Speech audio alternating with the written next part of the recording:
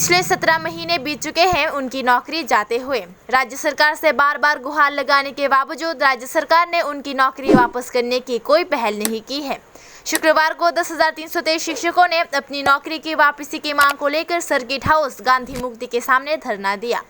10,323 बर्खास्त शिक्षक कमल देव ने उसी दिन मीडिया को बताया, निश्चय जानें 17 मास हलो आमादेर कोनो बेतन नहीं, सरकारी भाता नहीं, কিভাবে সংসার প্রতিপালন করছি। 105 জন এখন অবধি প্রয়াত হয়েছে। সরকার কুম্ভকর্ণের মতো ঘুমিয়ে আছে, অন্ধ ধূতরাষ্ট্রের ভূমিকা পালন করছে। এটা স্বৈরাচারী ফ্যাসিস্ট কায়দা সুলভ। আমরা বাধ্য হয়ে পরিবারগুলো খুব অসহায়ের মধ্যে আছে।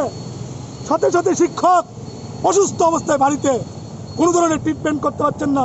আর আমরা বৃদ্ধ পিতামাতার ছেলেমেয়ের কোনো ধরনের ওষুধের ব্যবস্থা করতে পারছি না। আমরা বাধ্য হয়ে কোভিড-19 যে প্রসিডিউরস মেনে আমরা কোভিড যা ফর্মুলা আছে সমস্ত মেনে আমরা আজকে গান্ধী স্ট্যাচুর সামনে আমরা দাঁড়িয়ে প্রতিবাদ স্বরূপ বিক্ষোভ মিছিলের মাধ্যমে রাজ্য সরকারের কাছে জানান দিচ্ছি, অবিলম্বে আমাদের স্থায়ী সমাধান করুন।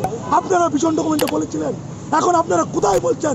কালকেও বলেছেন আমাদের প্রতি সিম্পেথাইজ কোথায়?